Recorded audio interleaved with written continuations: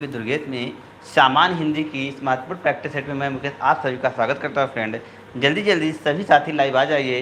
हिंदी की परीक्षा वाली प्रैक्टिस सेट की जो क्लास है वो प्रारंभ हो चुकी है। आप सभी लोग फ्रेंड, जितने भी साथियों के पास नोटिफिकेशन गया है सभी लोग क्लास से जुड़ जाइए। और जुड़ने के बाद बस इतना का कार्य आपको करना है कि वीडियो को सभी साथियों तक शेयर करना है। जिस भाई बंधु को आप समझते हैं, अपना खास समझते हैं, उन सभी के लिए यह वीडियो उपयोगी होने वाला है, तो उन सभी साथियों को शेयर करिएगा। क्लास को प्रारंभ करते हैं फ्रेंड। पहला क्वेश्चन है, जंगम का विलोम क्या है। जी हाँ, जंगम शब्द का विलोम क्या है।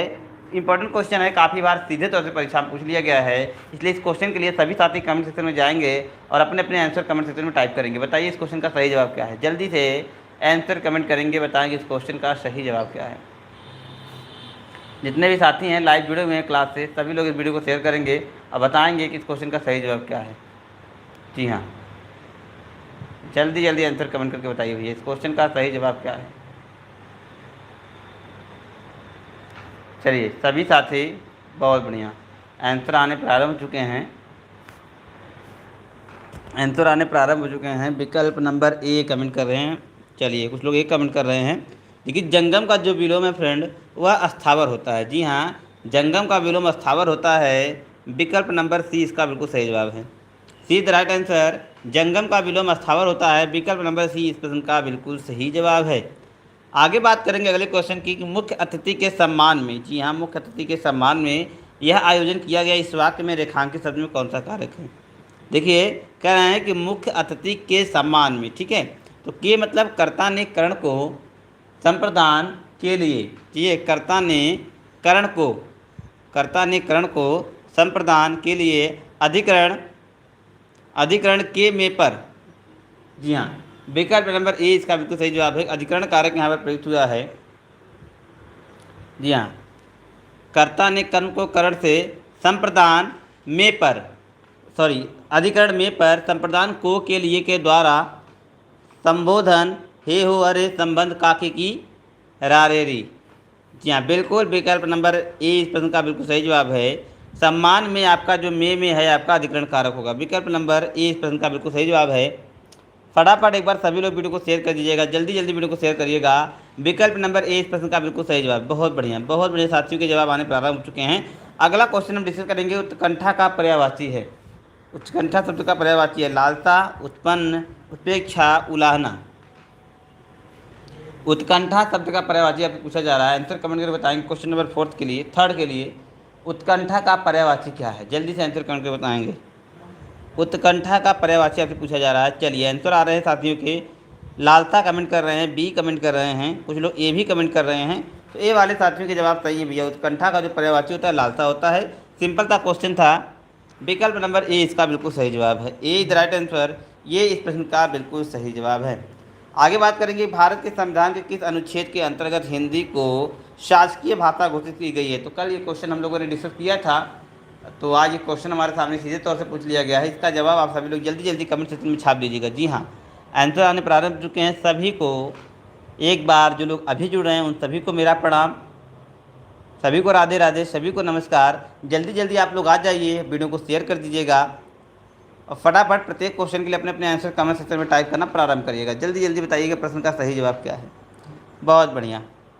पूछा जा रहा है कि संविधान के किस अनुच्छेद के अंतर्गत हिंदी को शासकीय भाषा के रूप में स्वीकार किया गया है। तो आप सभी को पता है कि अनुच्छेद 343 क से लेकर 351 का तक हिंदी को शासकीय भाषा के रूप में स्वीकार किया गया। इसलिए विकल्प नंबर बी इस प्रश्न का बिल्कुल सही जवाब है। आप सभी लोग बहुत बढ़िया आंसर कमेंट कर रहे हैं, बहुत अच्छा। विकल्प नंबर बी इस प्रश्न का बिल्कुल सही जवाब है। इसी तरीके से फटाफट कमेंट सेक्शन में जाइए और छाप दीजिए अगर ये अपने आंसर। आगे, थोड़ा नपा तुला भोजन करने वाले के लिए एक शब्द क्या है। मितव्यय, मिताहारी या मिताहारिणी। कह रहे नपा तुला भोजन करने वाला, भोजन का संबंध किससे होता है फ्रेंड, आहार से होता है। आप सभी को पता है कि भोजन का संबंध आहार से होता है। तो आहार, मित मतलब होता है कम, तो इसका जी हाँ बिल्कुल सही जवाब आप सभी कमेंट कर रहे हैं। मिताहारी इसका राइट आंसर हो जाएगा। मित का मतलब होता है अल्प और हारी का मतलब होता है भोजन करने वाला। तो मिताहारी मतलब होता है अल्पाहारी, इसका मतलब कहते हैं कि कम मात्रा में भोजन करने वाला। जी हाँ बिल्कुल। गोदान बहुत ही प्रसिद्ध रचना है। आई होप लगभग मेरे सभी साथियों के जवाब इस क्वेश्चन के लिए तो 100% सही होने वाले हैं कि गोदान को किसने लिखा है। कालिदास, मुंशी प्रेमचंद्र, महादेव वर्मा या किशन लाल शर्मा। आई होप मेरे जितने भी साथी लाइव इसमें जुड़े हुए हैं सभी के जवाब इस क्वेश्चन के लिए 100% सही होने वाले हैं। बहुत बढ़िया, बहुत बढ़िया। रुकना नहीं है, आगे बढ़ना है, आगे बढ़ना है। इस बार हिंदी को परीक्षा में धुआं धुआं करना है। इसी उद्देश्य से यह class e learning with Durgesh से आपके लिए हम लेकर आए हैं, क्योंकि इस बार परीक्षा में हिंदी को करना है धुआं धुआं। तो इसी उम्मीद के साथ, इसी विश्वास के साथ आप सभी लोग जुड़िए और वीडियो को शेयर करिएगा। जी हाँ, गोदान को लिखा है मुंशी प्रेमचंद्र। जी हाँ, कलम के सिपाही, कलम के जादूगर मुंशी प्रेमचंद्र ने लिखा है गोदान। उनकी एक प्रसिद्ध उपन्यास है, उपन्यास सम्राट। जी हाँ, उपन्यास सम्राट की भी संज्ञा इनको देते हैं। एक क्वेश्चन मुंशी प्रेमचंद से अक्सर पूछा जाता है, आप सभी लोग उसके आंसर कमेंट करके बताइएगा कि मुंशी प्रेमचंद द्वारा लिखित अधूरे उपन्यास का नाम क्या है। जी हाँ, मुंशी प्रेमचंद द्वारा लिखित अधूरे उपन्यास का नाम क्या है। अगला क्वेश्चन है चौथ का चाँद होना। जी हाँ, चौथ का चाँद होना मुहावरे का अर्थ क्या है। किसी के लिए अशुभ होना, किसी के लिए शुभ होना।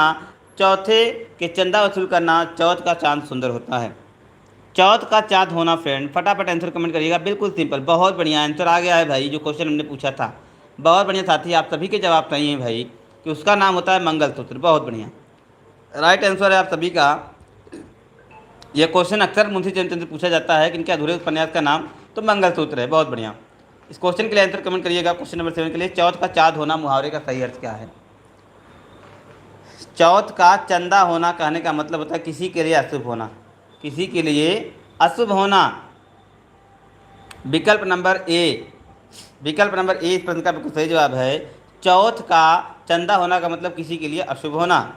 आगे बात करेंगे अगले क्वेश्चन की तरफ, क्वेश्चन नंबर 8 की। तेज गर्मी में चलने के कारण वह स्पेस हो गया। सही विकल्प का चुनाव करना है कि क्या हो गया। निश्चेतन हो गया, निर्जीव हो गया, मृत हो गया, अचेतन हो गया। बताइए भैया, तेज गर्मी में चलने के कारण वह क्या निश्चेतन हो गया, निर्जीव हो गया, मृत हो गया, अचेत हो गया। बताइए भैया क्या है इस प्रश्न का सही जवाब। फटाफट आंसर कमेंट करेंगे। कहते हैं ना कि जब व्यक्ति अत्यधिक गर्मी में चलता है, ट्रेवल करता है, तो वह अचेतन की अवस्था में पला जाता है। विकल्प नंबर डी वाले साथियों के जवाब बिल्कुल सही आ रहे हैं। डी वाले साथी लगता है काफ़ी ध्यान से प्रश्नों के आंसर कमेंट कर रहे हैं, जो लोग डी कमेंट कर रहे हैं, क्योंकि अगर कोई भी साथी मेरा ध्यान से आंसर कमेंट करेगा तो इसके जवाब निश्चित तौर पे सही होंगे। इसलिए आप सभी लोग ध्यान से अपने अपने आंसर कमेंट करिएगा। सभी को मेरा प्रणाम, जो लोग अभी जुड़ रहे हैं, फिर से बार बार टाइम से आप लोग जुड़िएगा। प्रत्येक क्वेश्चन के लिए अपने अपने आंसर कमेंट करिएगा। आगे बात करेंगे अव्यय के भेद होते हैं। अव्यय के मुख्यतः कितने भेद होते हैं। अव्यय के भेद पूछे जा रहे हैं 5, 4, 3, 2। जल्दी से फ्रेंड बताइएगा। यह भी क्वेश्चन बिल्कुल रिपीटेड है, यह भी क्वेश्चन आपसे पूछा गया है। अव्यय के कितने भेद होते हैं, अव्यय के कितने भेद होते हैं, यह भी क्वेश्चन आपसे पूछा गया है फ्रेंड। जल्दी से आंसर कमेंट करके बताइएगा। इस क्वेश्चन के लिए सही जवाब क्या होंगे। अव्यय के भेद कितने होते हैं। बहुत बढ़िया, देखिए आया ना सही आंसर। थोड़ा सा वेट करने पर साथ ही सही आंसर कमेंट करने लगते हैं। जो लोग जल्दबाजी करते हैं उनके जवाब गलत हो जाते हैं, जो लोग थोड़ा सा रुक के आंसर कमेंट करते हैं उनके जवाब निश्चित तौर पे सही होते हैं। भैया आ गया है सही आंसर कि अव्यय के जो भेद होते हैं फ्रेंड होते हैं 4। जी हाँ बिल्कुल, विकल्प number B the right answer. सर्वश्रेष्ठ रस किसे माना जाता है। अगला क्वेश्चन है सर्वश्रेष्ठ रस किसे माना जाता है। रौद्र रस को, श्रृंगार रस को, करुण रस को कि वीर रस को। अरे भैया रसराज की संज्ञा किस रस को दी जाती है। वही क्वेश्चन आपसे पूछा जा रहा है कि रसराज की संज्ञा किस रस को दी जाती है। तो भैया जिस रस का स्थायी भाव रति होता है उसे ही तो सर्वश्रेष्ठ रस माना जाता है, उसे ही रसराज कहा जाता है। तो इसका जो सही जवाब फ्रेंड वह है विकल्प नंबर बी। श्रृंगार रस में कविता लिखने वाले जो कवि का नाम प्रसिद्ध फ्रेंड वह बिहारी। बिहारी ने ज़्यादातर जो दोहे लिखे थे वह श्रृंगार रस में लिखे थे। श्रृंगार रस के 2 भेद होते हैं, संयोग श्रृंगार और वियोग श्रृंगार। जहाँ पर नायक नायिका का मिलन होता है वहाँ पर संयोग श्रृंगार होता है, और जहाँ पर नायक और नायिका के बिछड़ने की स्थिति को दिखाया जाता है वहाँ पर वियोग श्रृंगार होता है। बड़ा आसान सा है, इसलिए आप लोग आसानी से याद रख सकते हैं। किस क्रमांक में सही संधि विच्छेद का उदाहरण है। किस क्रमांक में सही संधि विच्छेद का उदाहरण है। शिशुधन 1 शिशुएक, गौरधन इंद्र गावेंद्र, सक्षधन मुख सक्षमुख, चतुर्धन कपाल चतुर कपाल है। बताइए फ्रेंड क्वेश्चन नंबर 11 के लिए आंसर कमेंट करके बताएंगे। क्वेश्चन नंबर 11 का सही जवाब क्या है। जल्दी से आंसर कमेंट करिए। क्वेश्चन नंबर 11 के लिए यहाँ पर कौन सा सही संधि का उदाहरण है। कौन सा सही संधि विच्छेद का उदाहरण है? फटाफट आंसर कमेंट करके बताइएगा, जल्दी से। देखिए वृद्धि संधि का जो आप दिख रहे हैं एग्जाम्पल, वृद्धि संधि वाला क्वेश्चन यहाँ पर सही है। जो वृद्धि संधि है, तो वृद्धि संधि किसमें प्रयुक्त हुई है? जी हाँ, विकल्प नंबर ए में, शिशुधन ऐक, यहाँ पर आपकी वृद्धि संधि है, इसलिए विकल्प नंबर ए इस प्रश्न का बिल्कुल सही जवाब हो जाएगा। शिवा बावनी, शिवा बावनी किसकी रचना है फ्रेंड? शिवा बावनी किसकी रचना है? रचना वाले क्लास में लगभग हम लोगों ने कंप्लीट रचनाओं को जो है पढ़ लिया था, इसलिए जिन साथियों ने मेरे पिछले लेक्चर को अटेंड किया उनके जवाब तो 100% सही होंगे। कि शिवा बावनी किसकी रचना है? शिवा बावनी किसकी रचना है? ये मैं थोड़ा सा आंसर को ईजी करूँ तो एक और इनकी रचना छत्रसाल दशक, छत्रसाल दशक, जिसकी रचना छत्रसाल दशक है। बहुत बढ़िया आंसर आना प्रारंभ हो चुका है, भूषण। जी हाँ, भूषण जी की रचना है शिवा बावनी। विकल्प नंबर 20 का बिल्कुल सही जवाब है। उन्मेष में किस उपसर्ग का प्रयोग हुआ है? उप का, उत का, अपी का या अभी का? तो देखिए भैया, अपी न है ना अभी है। अब आपके लिए 50-50 हो गया, अपने आंसर कमेंट कर दीजिएगा। उन्मेष में किस प्रकार के संधि का प्रयोग हुआ है? जल्दी से आंसर कमेंट करके बताएंगे। उन्मेष में किस प्रकार का उपसर्ग आपका प्रयुक्त हुआ है? फटाफट आंसर, बहुत बढ़िया। क्वेश्चन नंबर 13 के लिए आंसर कमेंट करिएगा। उन्मेष फ्रेंड उद्धन मेष, उद्धन मेष से मिलकर बना है उद्मेष, इसलिए विकल्प नंबर 20 का भी बिल्कुल सही जवाब हो जाएगा। मछली का पर्यायवाची पूछा जा रहा है, मार्तंड, वटनी, मीन या वारिद? अरे भैया बिल्कुल सिंपल क्वेश्चन आपसे पूछ लिया गया है। मछली, मछली जैसे जिन लोगों ने राशि वगैरह जो पढ़ते होंगे उनका क्वेश्चन तो बिल्कुल सही होगा, क्योंकि जो मछली होता है वह है मीन राशि, मीन राशि वाले का जो चिन्ह होता है वह होता है आपका मछली, इसलिए विकल्प नंबर 30 का बिल्कुल सही जवाब हो जाएगा। हर जगह से आपको कुछ न कुछ ज्ञान मिलता है, इसीलिए कहते हैं ना, जितना हो सके उतना ज्ञान को बटोर लीजिएगा। विकल्प नंबर सी वाले साथियों के जवाब सही हैं भैया। आगे चलेंगे। निम्नलिखित वाक्यों में से शुद्ध वाक्य का चयन करना है हमको। शुद्ध वाक्य का चयन करना है। मेरे घर के पास एक हलवाई की दुकान है, मेरे घर के पास एक हलवाई की दुकान स्थित है, मेरे घर के पास एक हलवाइयों की दुकान है, मेरे घर के पास एक हलवाई की दुकान है। बिल्कुल सिंपल सा क्वेश्चन है फ्रेंड। आई होप आप सभी के आंसर बिल्कुल सही होंगे। बहुत सिंपल सा क्वेश्चन है, ध्यान से प्रश्न को पढ़ना है, आंसर कमेंट करना है। मेरे घर के पास हलवाई की एक दुकान है। जी हाँ, मेरे घर के पास हलवाई की एक दुकान है। विकल्प नंबर डी की तरफ जाइए, आपका आंसर सही हो जाएगा। जी हाँ, जितने भी लोग डिफरेंट आंसर कमेंट कर रहे हैं उन सभी के जवाब गलत हैं। सही जवाब है कि मेरे घर के पास हलवाई की एक दुकान है। बहुत बढ़िया। आगे बात करेंगे कि दिए गए कवि में जो है, जो कवि मतलब वह कवि जो तत्काल कविता करने में कुशल हो, वह कवि जो तत्काल कविता करने में कवि हो। यह फ्रेंड यूपी, क्योंकि आपके जो आर की परीक्षा में पूछा हुआ प्रश्न है कि वह कवि जो तत्काल कविता करने में कुशल हो, उस कवि के लिए एक शब्द में आप क्या कहेंगे? उस कवि को एक शब्द में आशु कवि कहा जाता है। बहुत बढ़िया, आंसर आना प्रारंभ हो चुका है। मेरे घर के पास हलवाई की एक दुकान है। बहुत बढ़िया, D the right answer question number 15 के लिए। और 16 के लिए भी डी होगा। वह जो तत्काल कविता करने में प्रबल हो, कुशल हो, उसे हम आशु कवि की संज्ञा देते हैं। निम्नलिखित में से कौन सी जातिवाचक संज्ञा है? मजदूर, यश, शत्रुता, सेना। जातिवाचक संज्ञा के बारे में पूछा जा रहा है फ्रेंड। जातिवाचक संज्ञा कौन सी प्रयुक्त हुई है? आंसर बताएंगे। जी हाँ, जातिवाचक संज्ञा ए, मजदूर तो होगा नहीं, मजदूर व्यक्तिवाचक है, यश भी आपका व्यक्तिवाचक है, सेना आपका समूहवाचक है, शत्रुता यहाँ पर आपका यह आपका जातिवाचक संज्ञा है। विकल्प नंबर सी इस प्रश्न का बिल्कुल सही जवाब है। सी इज द राइट आंसर, सी इस क्वेश्चन का बिल्कुल सही जवाब है। अनुनासिक व्यंजन कौन होते हैं भैया? अनुनासिक व्यंजन कौन होते हैं? रिपीटेड क्वेश्चन है, मैंने पिछले बार इस वीडियो बता चुका हूँ कि प्रत्येक वर्ड का जो आपके जो जितने भी स्पष्ट व्यंजन होते हैं उनका प्रत्येक वर्ड का 5वां जो अक्षर होता है वह आपका अनुनासिक कहलाता है, क्योंकि उसका एग्जाम्पल हम फ्रेंड नाक से कहते हैं, इसीलिए इन्हें नासिक व्यंजन या अनुनासिक व्यंजन कहते हैं। विकल्प नंबर डी इसका बिल्कुल सही जवाब हो जाएगा। 6 ध्वनि का उच्चारण स्थान है, तो कंठ तालव्य। जी हाँ, क्या वर्ड कंठ से, च वर्ग तालव्य से, तो छ तालव्य आपका जहाँ दिख रहा है वह आंसर सही हो जाएगा। विकल्प नंबर सी इसका बिल्कुल सही जवाब हो जाएगा। आगे बात करेंगे निम्नलिखित में कौन सा व्यक्तिवाचक संज्ञा है? कौन सा शब्द व्यक्तिवाचक संज्ञा है? गाय, पहाड़, यमुना, और आम कौन सा व्यक्तिवाचक संज्ञा फ्रेंड? फटाफट आंसर कमेंट करके बताइएगा कि देखिए कौन सा व्यक्तिवाचक संज्ञा है। देखिए नदी आपकी यहाँ पर अगर होता तो ये आपका क्या होता, जातिवाचक होता, लेकिन यमुना यहाँ पर आपका व्यक्तिवाचक संज्ञा है क्योंकि यह नदी का नाम है, इसलिए विकल्प नंबर सी इसका बिल्कुल सही जवाब हो जाएगा। बहाव में प्रयुक्त प्रत्यय कौन सा है? बहाव में प्रयुक्त प्रत्यय कौन सा है? बह प्लस आव, बह प्लस आव बराबर बहाव। विकल्प नंबर सी वाले साथियों के जवाब सही हो जाएंगे। बह प्लस आव अगर जोड़ देंगे आप आंसर सही कर लेंगे। बहाव इज द राइट आंसर। बहाव में आव प्रत्यय जुड़ा हुआ है, प्रत्यय मैं आपको काफ़ी बार बता चुका हूँ, इसलिए ज़्यादा डिस्कस नहीं करेंगे, आगे चलेंगे। क्रिया का मूल रूप कहलाता है, क्रिया का मूल रूप कहलाता है फ्रेंड धातु। विकल्प number A the right answer. क्रिया का मूल रूप फ्रेंड धातु कहलाता है जिसका प्रयोग संस्कृत में होता है। जैसे पठ धातु होता है, लिट धातु होता है, कृत धातु होता है, तो वैसे ही आपका वह मूल रूप होता है। विकल्प नंबर ए इसका बिल्कुल सही जवाब हो जाएगा। उन्मेख किस प्रकार का शब्द है? उन्मेख किस प्रकार का तत्व है?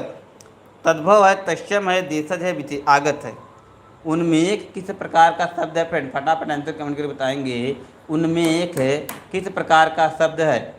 क्वेश्चन नंबर 23 के लिए आंसर कमेंट करिएगा। उन्मेख किसी प्रकार का शब्द है? जल्दी से आंसर कमेंट करिएगा। चलिए आंसर आना प्रारंभ हो चुका है। उन्मेख आपका तद्भव शब्द है। उन्मेख आपका तद्भव शब्द है, इसका जो तस्यम है फिर वो उन्मुख है। देव है जो महान, देव जो है महान, देव जो महान है, यहाँ पर देखिए जो देव जो महान है में समाज जो है फ्रेंड वह कर्मधारय है। देव जो महान है वह कर्मधारय समास यहाँ पर प्रयुक्त हुआ फ्रेंड।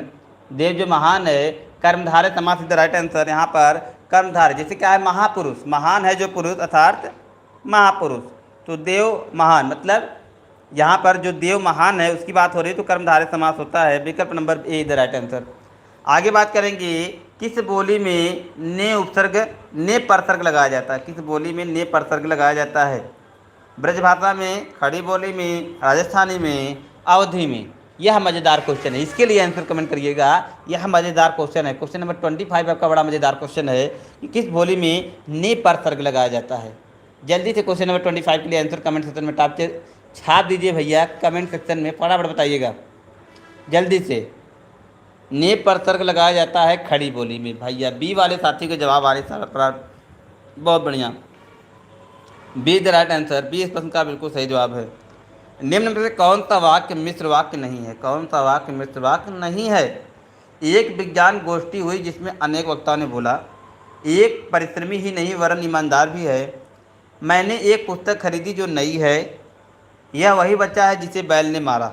ये कौन सा मिश्र वाक्य नहीं है, यही आपको बताना है। कौन सा मिश्र वाक्य नहीं है फ्रेंड? फटाक से आंसर कमेंट करके बताइएगा कौन सा मिश्र वाक्य नहीं है। देखिए विज्ञान एक गोष्ठी हुई जिसमें देखिए यह मिश्र वाक्य है, यहाँ पर यह मिश्र वाक्य है। एक परिश्रमी ही नहीं वरन ये देखिए आपका मिश्र वाक्य नहीं है। विकल्प नंबर बी हमारा बिल्कुल सही जवाब हो जाएगा। B the right answer. वरन या बात कहते हैं या पश्चात कहते हैं, या आपका संयुक्त वाक्य है, यह मिश्र वाक्य नहीं है, इसलिए विकल्प नंबर बी हमारा बिल्कुल सही जवाब हो जाएगा। आगे क्वेश्चन नंबर 27 बड़ा ही मज़ेदार है। यहाँ से 3 से 4 क्वेश्चन हमारे तैयार होने वाले हैं, तो ध्यान से इसको देखेंगे। पूछा जा रहा है कि काव्य पंक्तियों और उनके रचनाकारों के साथ सम्मिलित करना है हमको। इसको कर रहे हैं, निम्नलिखित काव्य पंक्तियों को उनके रचनाकारों के साथ सम्मिलित करना है। तो पंक्तियाँ, पहला, भक्ति ही ज्ञान नहीं कुछ, भक्ति ही ज्ञान ही नहीं कछु भेदा, हम राज्य के लिए मरते हैं, यह उपमान मैले हो गए हैं, बरतत या बतरस लालच लाल की। सबके दिया गया है, आंसर कमेंट करके बताना है कि कौन सा इसका सही जवाब है। जल्दी जल्दी आप लोग पहले कमेंट सेक्शन में जवाब दीजिए, उसके बाद हम इसका आंसर कमेंट करते हैं। फटाफट बताइएगा। देखिए भक्ति नहीं ज्ञान की, भक्ति नहीं ज्ञान की, ना ही कछु बेधा, यह जो लिखा है फ्रेंड यह तुलसीदास जी ने लिखा है। हम राज्य के लिए मरते हैं, हम राज्य के लिए मरते हैं, तो राष्ट्र कवि की संख्या दी जाती है मैथिलीशरण गुप्त की, तो ये पंक्ति है जो आपकी मैथिलीशरण गुप्त की है। विकल्प नंबर ए आपका सी हो गया। ये उपमान मैले हो जाते हैं, ये उपमान मैले हो गए हैं, इसको लिखा गया फ्रेंड अज्ञेय जी ने। और बतरस लालच लाल की यह बिहारी की रचना है। इसका मतलब जो सही जवाब है विकल्प नंबर सी, विकल्प नंबर सी है। इस प्रश्न को थोड़ा ध्यान से देखेंगे, इसके बाद आप आंसर कमेंट करेंगे। रहीमन पानी राखिए बिन पानी सब सून, पानी गए न उबरे, मोती मानुष चून पंक्ति में कौन सा छंद है। अलंकार की यदि बात करें फ्रेंड, तो यहाँ से अलंकार के भी प्रश्न पूछे जाते हैं। तो रहीमन पानी राखिए, बिन पानी सब सून, पानी गए न उबरे, मोती मानुष चून में आपका जो अलंकार प्रयुक्त हुआ है फ्रेंड वह श्लेष अलंकार है। लेकिन यहाँ छंद पूछा जा रहा है, तो छंद के लिए आंसर कमेंट करिएगा, छंद कौन सा प्रयुक्त हुआ। रहीमन पानी राखिए, बिन पानी सब सून, पानी गए न उबरे, मोती मानुष बी। हाँ बिल्कुल दोहा छंद है, ए इज द राइट आंसर। आगे, कुछ बच्चे कक्षा में शोर मचा रहे थे। जी हाँ, कुछ बच्चे कक्षा में शोर मचा रहे थे। जहाँ पर कुछ कोई होता है, जहाँ पर कुछ कोई होता है वहाँ पर आपका अनिश्चित परिमाणवाचक विशेषण होता है। जी हाँ, अनिश्चित संख्यावाचक विशेषण होगा यहाँ पर, अनिश्चित संख्यावाचक की बच्चों की संख्या को आप काउंट कर सकते हैं, बच्चों की संख्या को आप काउंट कर सकते हैं, इसलिए अनिश्चित संख्यावाचक विशेषण होगा। यदि कुछ पानी या कुछ दूध होता तो उसके लिए आप अनिश्चित परिमाणवाचक लगाते। विकल्प नंबर डी इसका बिल्कुल सही जवाब हो जाएगा। आगे बात करेंगे क्वेश्चन नंबर 30 की। शुद्ध वर्तनी वाले शब्द का चयन करना है। तहसीलदारी, तहसीलदारी, तहसीलदारी या तहसीलदारी। बहुत सही क्वेश्चन है। इसके लिए तो जवाब जल्दी से सही होगा, इसके लिए सभी साथियों के जवाब जल्दी से सही हो जाएंगे। तहसीलदारी। आप सभी लोग यदि कचहरी गए होंगे तो निश्चित तौर पर इस शब्द से आपका परिचय हुआ होगा। बहुत बढ़िया, आंसर आना प्रारंभ हो चुका है। ए द राइट आंसर, तहसीलदारी यहाँ पर बहुत सही लिखा हुआ है। तो ये था फ्रेंड आज का आपका कंप्लीट क्लास। आई होप आप लोगों ने क्लास को एंजॉय किया होगा। वीडियो को यहीं पर समाप्त करते हैं। आप सभी लोग अपने अपने आंसर कमेंट सेक्शन में टाइप करिए, कितने क्वेश्चन आपने सही अटेम्प्ट किए, कितने क्वेश्चन आपने गलत किए। मिलते हैं आपसे नेक्स्ट लेक्चर में, तब तक के लिए best of luck. Thank you, good bye.